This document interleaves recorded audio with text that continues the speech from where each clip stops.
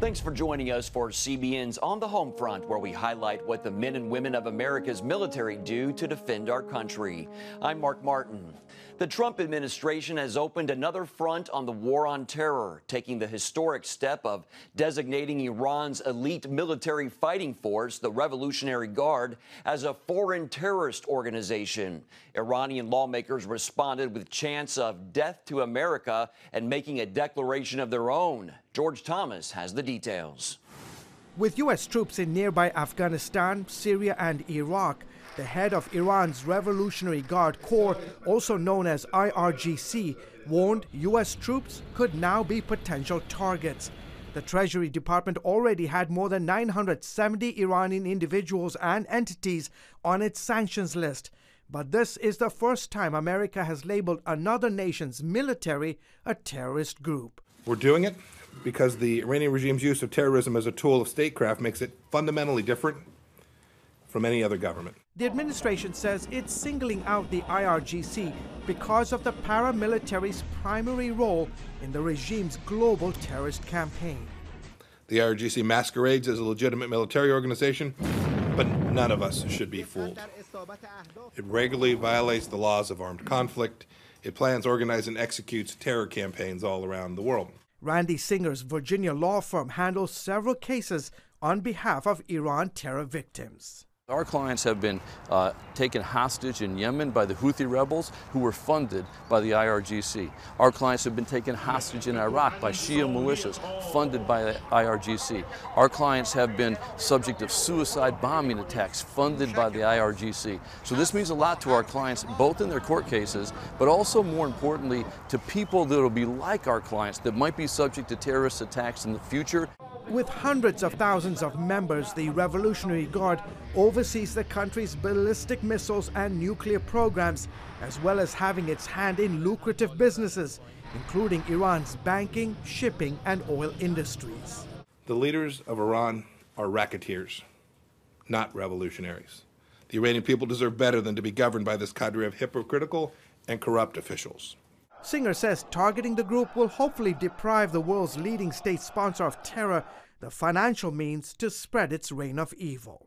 This is trying to dry up the money source for the IRGC. They spend about $1 billion to $2 billion a year funding terrorism. And the idea is now we're putting on notice companies that deal with them, that if you deal with them, you're bankrolling terrorism as well. The designation means any IRGC assets here in the United States can be frozen and bans any American from doing business with the group.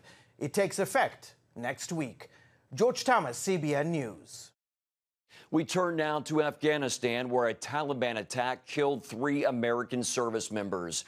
Military officers say the team's convoy hit a roadside bomb. Taliban leaders claimed responsibility for the attack, saying a suicide bomber detonated his vehicle near Bagram Air Base. 3 others were also wounded in the explosion. Monday's loss raises the American soldier death toll in Afghanistan to 7 this year. The U.S. has temporarily withdrawn troops from Libya. Footage posted on social media shows an American vessel leaving a site near Tripoli. A top military official said the move comes due to security conditions on the ground as a Libyan military commander's forces advance toward the capital, clashing with rival militias. A small group of American troops has been in Libya in recent years, helping local forces fight ISIS. It is unclear how many troops have withdrawn and how many remain inside the country. Relief efforts continue in Mozambique after major deadly flooding, and U.S. troops have put their boots on the ground in the country to help in any way they can. We brought a forklift with us, and we're cargo specialists, so any way we can support the cause and, help out everyone here. That's all we're here doing. I feel like everybody is keeping their head up high, being very resilient, and we're just trying to help the best way we can, aid all of that so that we can get everybody back to where they need to be. The U.S. military has been airlifting food and relief supplies from South Africa. The United Nations said more than 140,000 people have been left without a home. Officials so far have provided 161 shelter sites, including schools and community centers. This as international health workers race to contain a cholera outbreak in the country, where the number of cases has jumped to more than 1,000. The death toll from the cyclone has risen to more than 500. Authorities say they expect that to rise as receding floodwaters will expose more bodies. Hundreds of U.S. and Philippine troops joined forces for a live fire exercise north of the Philippine capital of Manila. The shoulder-to-shoulder annual training activity is aimed at the joining of the two armed forces and focuses on disaster response and counterterrorism. About 8,000 troops from the two militaries are taking part in the two-week exercise that also focuses on territorial defense. For the scenario, what you had was you had an enemy in this area, and so the U.S. and Philippine forces came together to eliminate that enemy. And so in order to do that, employing both ground and aviation assets, which speaks to the combined arms element in order to overcome that enemy, and again, work together as a combined team, which really highlights our interoperability and capability development together. The training strengthens relations between the countries. This after Philippine President Rodrigo Duterte threatened to end the annual drills after his rise to power in 2016. Troops work year-round building relations with the military in the Philippines. Earlier this year, airmen at Cesar Basa Air Base spent the day training and sharing their best practices with foreign troops. The subject matter expert exchange aims at sustaining the two militaries' growing teamwork. So today we met with the Filipino Air Force, and we demonstrated how we do a response for an aircraft incident, showed them what kind of equipment we have available to us and capabilities that we have, and grab whatever information they can provide us, and just kind of build a working relationship with them. Ready over here, and then we'll pull chocks, and then we'll start pushing it about 15, 20 feet that way. They teach us and give the knowledge about the techniques, and from the Philippine Air Force, it's very big similarity when responding to aircraft rescue. They're willing to learn, they're very smart people. More importantly, the friendship between the Filipino Air Force and the U.S. Air Force build a bond, know that we run through the same obstacles that they have to on a day-to-day basis, and hopefully we'll be working more side by side in the future. U.S. service members also recently joined forces with Japanese and Australian troops. The annual multilateral air operations exercise took place at Andersen Air Force Base in Guam. The exercise is designed to enhance operations so that they can work together to ensure a safe and secure region. It began with a week-long humanitarian assistance and disaster relief training event. Here are some of the troops who took part. Off today, my name is Senior Airman Patrick Pineda. LAC Ross Meikle. 私の名前は後藤義美。 I'm Airman Timothy Michael. Andrew Duncan. Corporal Matthew Holt. I'm Lieutenant Tracy Landrum. 私の名前はエコシヨシドリと言います。 The best part of the exercise, I think, is getting to see the other aircraft around from different countries. So it's cool to get to interact with them a little bit, check out their aircraft. I've learned a lot about a lot of collaboration. Just learning how they work in general.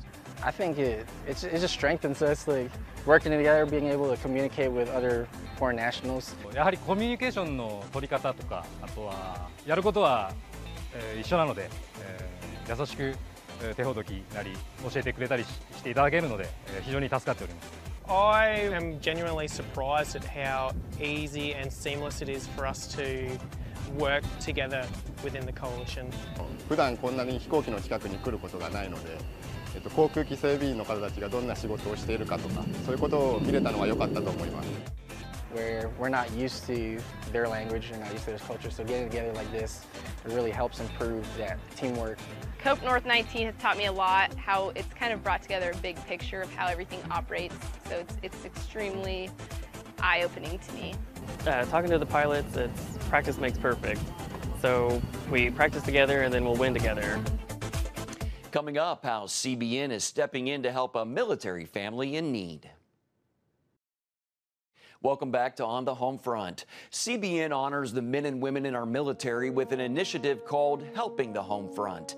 It partners with churches across the country to meet the needs of their military families, from repairing homes to providing financial support to wiping out medical bills for wounded veterans. Jason is an Army veteran who now serves in the National Guard. And when Hurricane Florence damaged his family's home, CBN's Helping the Homefront gave them a hand up. When Hurricane Florence tore through southeastern North Carolina, National Guardsman Jason Plymale was honored to serve with his unit as they rescued people trapped in the rushing floodwaters. Just doing what we love to do, and that's to help people and serve and know that someone can count on us and rely on us when situations may get chaotic, to adapt under stress and be able to stay level-headed and make good decisions. Hurricane Florence took its toll on the Plymales' own home, too. Power surges caused by the storm fried all kitchen appliances, and the roof was damaged.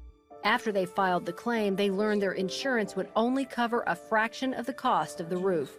The out-of-pocket balance was several $1,000s in addition to their $2,000 deductible. And the policy didn't cover the appliances at all. $500 for a dishwasher, $2,000 for a stove, $3,000 for a refrigerator. It's very stressful getting up every single day worrying. To add to their stress, the couple has struggled financially since Jason switched from active duty Army to the National Guard.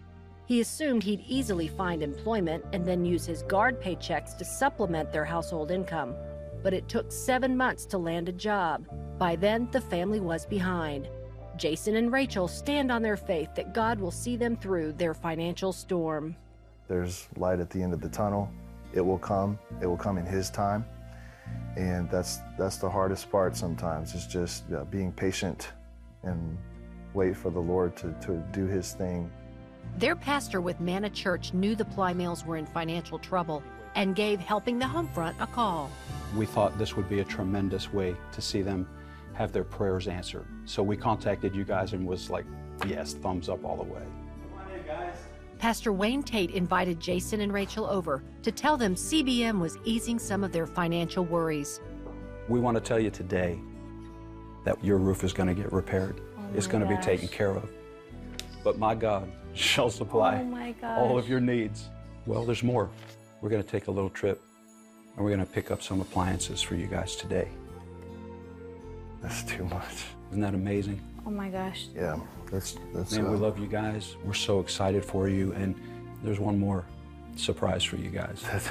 You've done enough. This partnership with CBN and Manna Church is also going to cover 2 months of your mortgage. Stop. Wow. Gosh. I don't deserve that. I'm just in shock. Last week I just said, I don't see any way through this, but I know that He sees. I know that He loves us because He truly does provide. And I didn't see a way, but He saw this way before I ever did. Helping the Homefront took the couple shopping to pick out all new appliances, while Manna Church staff worked on scheduling the roof repair. I just pray 1,000 blessings on CBN. There isn't an amount of words that I could say to be able to thank you guys right now with the warmth that's in my heart. So thank you so much. Up next, we sit down with the author of an exciting new book that gives readers a unique look at World War II. Thanks for staying with On the Homefront. Spearhead is a book that debuted at number 4 on the New York Times bestseller list. That's because it's filled with emotion, romance, heartbreak, and duels of such suspense and action they beat most fights in fiction bestsellers. Paul Strand spoke with the author. We're speaking with Adam Makos, author of the book Spearhead. It's an exciting story about tank warfare in World War II. Adam, why should people care about wanting to read about some tank guys in World War II? They led the way to victory, and a lot of times I always thought the paratroopers or the infantry guys were the first in front, but really these men in the Spearhead division, that was their specialty, piercing through the enemy lines and driving behind the enemy lines and winning these big battles. But with it, there was a big downside. They lost a lot of men, a lot of tanks. They paid a lot of sacrifices. You concentrate on this one crew that has this guy Clarence as the guy who shoots off the guns all the time. And they were special in the fact that they got a tank that was better than all the others right towards the end of the war, right? That was an important part of how they managed to survive their battles. We had this Sherman tank, and we thought it was the best tank ever. And then the Germans just kept getting bigger and better, and they were beating ours around. So as an emergency measure, we had to rush these 20 Pershing tanks to the European theater, and our hero Clarence got one of them. He was just a 21-year-old corporal from Coal Country, Pennsylvania, and now he's given the most advanced tank in the American arsenal, the only tank that can go toe-to-toe with the Germans. And with that comes a new responsibility. He has to lead the way in every attack since then. Since one of his biggest motivations was surviving the war, that was always on his mind. So they got to Cologne, and it was important that they take the city of Cologne in Germany, and there was a tank, a Panzer tank, that was sort of waiting for them there, right? And they got into a one-on-one duel. And what was it about the American tank that ended up allowing them to survive the fact that the Germans could have shot the first shot? The difference really was that man, Clarence Schmoyer, the gunner of the American tank. You see, he knew that he had to shoot first and shoot straight and not miss, because if he missed, somebody in his crew was going to die, and his crew was his family. He used to say, we're a family locked in a sardine can. And wasn't it also a fact that the German guy in the tank, he thought because this was a new American tank, he thought it was maybe one of theirs. He wasn't sure that he was about to kill a German tank. Clarence had an advantage that day. The German hesitated. A millisecond could be the difference in a battle like that. They say it was like a Western gunfight in the streets of Cologne. And one of the saddest things is just before this one-on-one battle, a civilian car drove through, and both sides started to shoot at it, right? And what happened with that car? They shot and they wounded, and then later she died. A civilian woman. Her name was Katharina Esser. She was just a grocery store clerk, but she was driving through the city, trying to flee the city of Cologne. And then that was on Clarence's mind for decades. And tell me how it finally ended, that with him and one of the Germans from that tank meeting in Cologne, and what did the Germans say to Clarence to give him peace finally about the way that that woman died?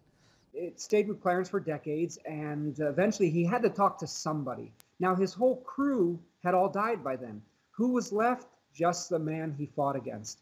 And so he traveled to Germany, and in front of the cathedral, he and Gustav Schaefer, the young German tank gunner who was back then was 18, who was battling him, they put their arms around each other, and Clarence said, the war is over, we can be friends now. Gustav said, here's where my tank was, here's where Clarence's tank was. And these men said, this is where the mistake happened. And Gustav said those beautiful words that would later give Clarence peace. He said, Clarence, it's war. It's in the nature of it. It can't be undone. War was what was responsible. War was what took her life. Well, thank you so much, Adam, for telling us about it. This has been Adam Makos we've been speaking to, author of the book Spearhead, a New York Times bestseller. Thank you very much, Adam. Thank you, Paul. Don't go anywhere. We'll be back after the break. The Department of the Navy is working to accelerate the delivery of technology to warfighters. Take a look. We're kicking off an effort what I'm calling Naval X, Naval Expeditions, right? Expedition is an arduous task where you got to bring technology and courage and all your MacGyver skills, all that together in one place. What this really is not as much of like a glitzy innovation store as much as a set of capabilities that anybody can access.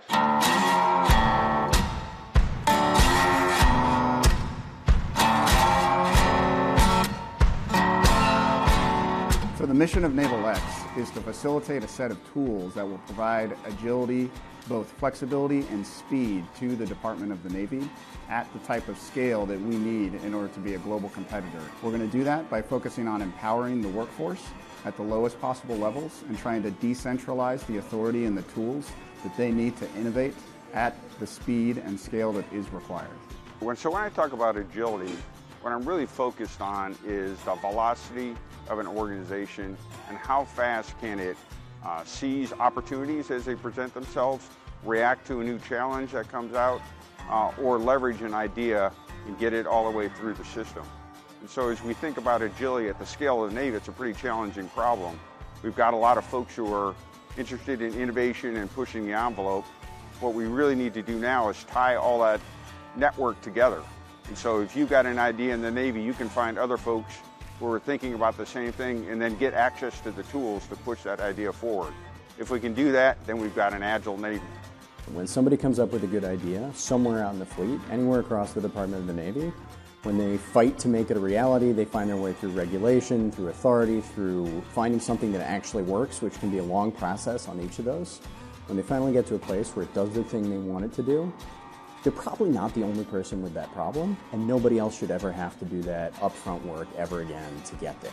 If that person could teach everybody, if we could get the whole Department of the Navy in one room and have them ask, that looks really useful, how do I get that? And have them just explain it, that's way easier than having to do all that experimentation on the front end. NavalX is responsible for propagating, for sharing all of that understanding, which has arrived at a state of being proven, of being useful, to everybody who needs it as fast as humanly possible. Anybody in the Department of the Navy who is trying to do something and thinks that there might be a better way to do it, we're here for you.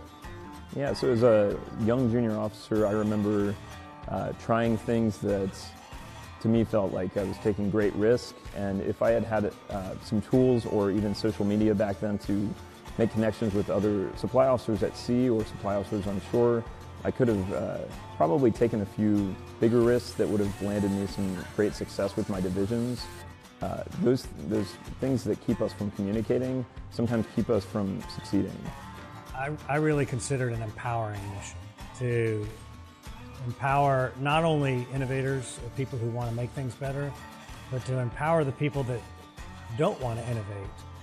But how do we show them the easier way to do this? Because a lot of our force, they're already maxed out on their time, they're already maxed out on what they're doing. And if we can provide a better way to do it, it gives them a better product and takes less time, well, that would be the mission. I think that NavalX is, and this might be self-serving, but I think it's needed. And I don't think it's something that we've really seen much of. I think we get a lot of top-down sort of here, go do this, and then it gets bogged down in our management levels. And I think something like this would be able to bring in the people from the fleet and the civilian side that are working on the same sort of problems and actually able to make those solutions a little easier, because we actually decided to say, hey, you guys in the fleet, what can we do on this product that you're going to have to end up using? How can we make that better for you? And I think NavalX will be able to not only digitally connect those people, but physically connect those people in the spaces like NavalX is trying to put together. That's all for today. In the meantime, you can find more of our exclusive coverage at cbnnews.com. Hope you'll join us next time. Have a great day.